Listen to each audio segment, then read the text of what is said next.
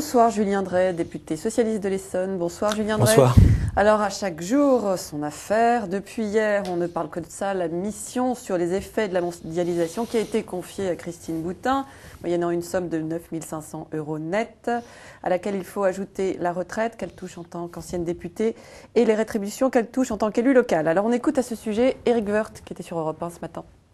C'est que je vais demander à Christine Boutin de prendre en compte cette polémique qui ne doit pas durer pour, au fond, renoncer à la partie qui dépasse les 9 500 €, c'est-à-dire de faire le cumul entre sa pension de retraite et puis la rémunération qu'elle a au titre de sa mission. Et ça, vous allez lui dire dans la journée. Alors, est-ce qu'il a raison, Éric Woerth, de demander ça à sa collègue, son ex-collègue? Vous savez à quoi il me fait penser, monsieur Woerth? Il me fait penser au nettoyeur des films de Luc Besson. C'est lui qui est chargé à chaque fois de nettoyer brutalement, alors il sacrifie les uns les autres. Au Karcher, vous voulez dire ? Ouais, au Karcher, comme on dit. Écoutez, elle a fait une bêtise, c'est évident. Mais je pense que ceux qui étaient autour d'elle étaient conscients de ça, ou je ne comprends plus rien. C'est évident qu'il fallait qu'elle renonce à sa retraite de parlementaire, ou alors qu'elle demande simplement un complément par rapport à ses frais. Voilà. Donc je pense qu'il faut que ça soit vite corrigé et que désormais il y ait des règles plus strictes, en tous les cas pour ceux qui donnent ces missions-là. Alors, le président de l'Assemblée nationale lui a demandé à Christine Boutin de renoncer à sa retraite de députée. Et dans la foulée, effectivement, on l'a plus blanc que blanc. Valérie Pécresse, elle a suggéré que soit publiée une liste des personnalités à qui on a confié une mission. C'est une bonne idée ou c'est Moi, je vois ces périodes. Alors, j'ai vécu une séquence un peu comme ça où il faut sacrifier et alors tous les amis à ce moment-là se comptent sur les doigts d'une main.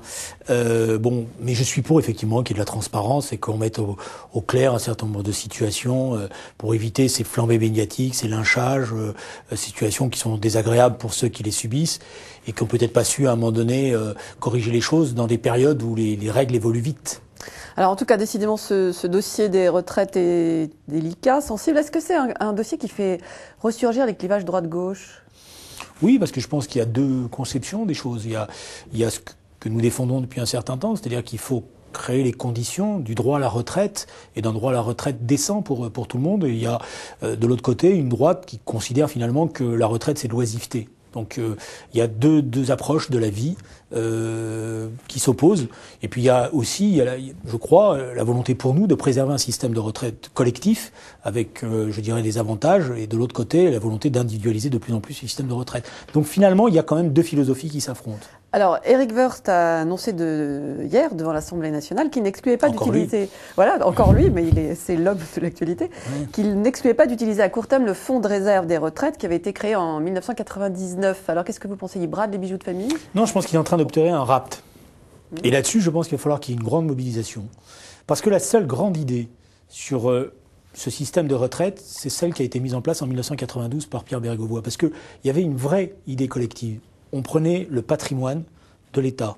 À l'époque, c'était toutes les entreprises publiques et on les mettait en garantie du fonds des retraites. Si on avait fait cela en 1992, aujourd'hui, sur les problèmes de trésorerie des retraites, il n'y en aurait pas. Parce qu'on aurait grosso modo mis 200 ou 300 milliards de côté. Et rien qu'avec un placement pépère, comme on dit, avec les intérêts de ce placement, on aurait pu assumer la transition.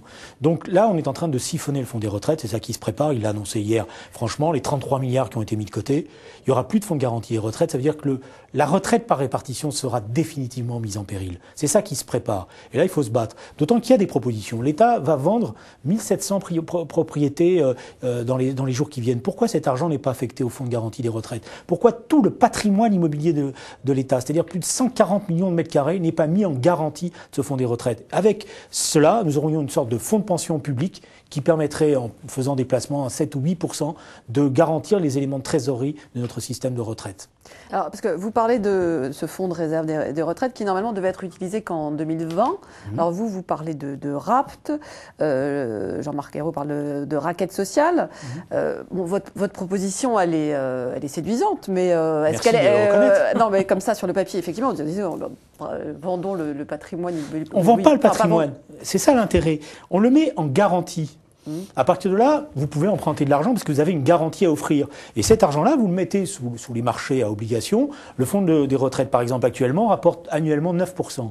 Et rien qu'avec ces gains-là, vous pouvez donner de la trésorerie à notre système de retraite par répartition. Donc si on met les actifs industriels qui restent, c'est-à-dire les propriétés de l'État dans les entreprises publiques, si on met les actifs immobiliers de l'État, on a, je ne sais pas, à la louche, d'après moi, on a plus d'une centaine de milliards à trouver qui viendraient en complément de ça. Ça commence à faire une somme sérieuse. Et la vraie question qui est posée, mais c'est une interrogation que j'ai en tant que parlementaire depuis très longtemps, c'est qu'on a un État qui est complètement passif. Alors, on a des dirigeants qui nous parlent à longueur de journée de l'économie de marché et de sa valeur, et quand il y a des éléments très simples, ils ne sont pas utilisés. Voilà.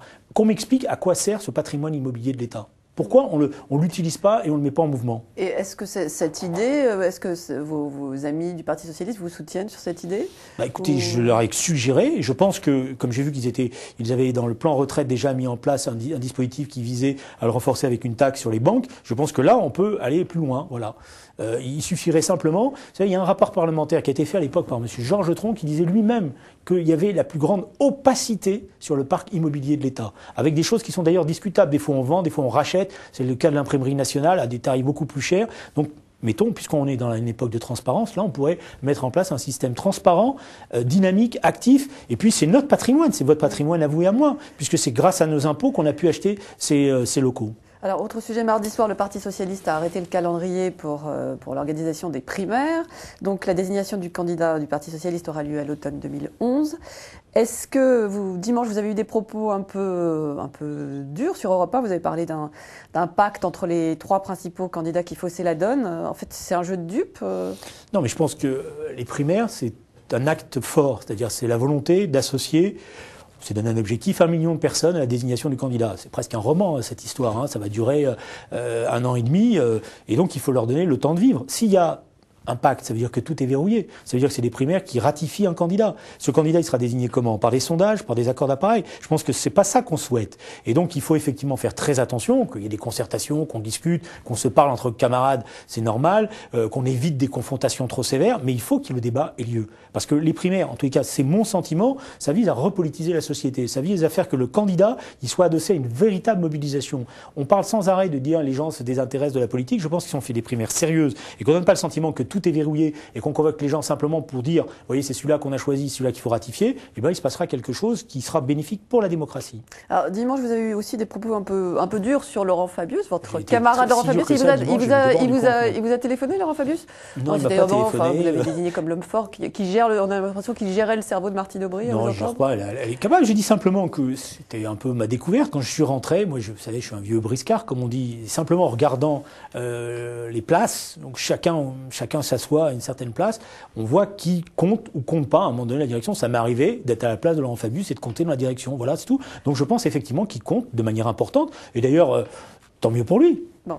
Alors, est-ce que, justement, lorsqu'on vous entend, on peut se poser la question, est-ce que vous êtes à l'aise au sein de ce Parti Socialiste dont les contours ont un petit peu changé depuis que vous êtes revenu? J'ai pas encore retrouvé toutes mes marques, si vous voulez la vérité. Et c'est clair que je vais pas jouer le même rôle que j'ai joué par le passé. Par le passé, ces dernières années, j'étais à la direction du parti, j'en étais même son porte-parole. Une page est tournée. Mon travail à moi maintenant, c'est plutôt, je dirais, d'être un aiguillon. C'est comme ça que je définis mon rôle, de faire des propositions, puis on verra par la suite comment les choses vont bouger. Alors un aiguillon, ça dit parfois des choses qui peuvent surprendre. On a des questions d'internautes qui le prouvent. Job, par exemple, qui vous demande « Pourquoi donc avez-vous volé au secours d'Hortefeux? Serait-ce pour faire oublier certaines chères amitiés du côté de SOS Racisme ?» Ça, c'est le genre de stupidité qui commence à m'énerver. À chaque fois qu'on prend une position, il y a toujours un malin qui vient, qui dit « Ah, mais moi, je vous explique que derrière, il y a un coup tordu, etc. » Moi, j'ai simplement dit, voilà, les choses telles que je les pense, peut-être que je me suis mal exprimé. On peut parfois avoir un dérapage et des propos racistes, c'est le cas dans les propos d'Hortefeux. Ça ne fait pas pour autant ce que j'appelle un raciste. Voilà. Et donc je fais attention aux qualificatifs et j'aime pas les choses, les étiquettes qu'on colle comme ça sur les gens. Voilà. Peut-être que ça peut choquer certains à gauche qui disent mais si c'est un raciste parce qu'il a tenu des propos racistes. Bon, moi je veux bien avoir ce débat infernal. J'ai pas le sentiment que j'ai protégé Monsieur Hortefeux. J'ai simplement dit les choses telles que je les ressentais. Alors, Frédéric Noël trouve que vous avez violemment et outrageusement attaqué Fabius la semaine dernière. Vous ne cessez de casser le Parti Socialiste par vos prises de parole, voire parfois de défendre des hommes et des thèses de l'UMP. Avez-vous encore votre place au Parti Socialiste? Écoutez, je sais pas. C'est un peu la même tonalité. Je sais pas qui est ce Frédéric Noël. Il doit exister. Et je suppose que c'est pas un pseudonyme. Et puis moi, vous savez, j'ai adhéré au Parti Socialiste en 1981. J'ai permis au Parti Socialiste de gagner beaucoup de positions dans ma circonscription, dans mon département. J'ai été son porte-parole sans jamais demander quoi que ce soit au Parti Socialiste. Donc j'ai aucune leçon à recevoir de ce genre de choses. Et je pense que ceux qui ont fait le plus mal il n'y a pas beaucoup de gens qui ont quitté le Parti Socialiste à cause de Julien Drey. Pour d'autres, c'est pas la même chose.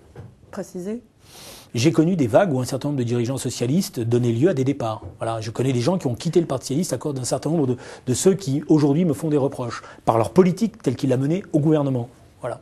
Bon, très bien. Bon retour au Parti socialiste. Merci. Merci Julien Drey, et à demain pour une nouvelle édition du Talk Orange Le Figaro. Au revoir.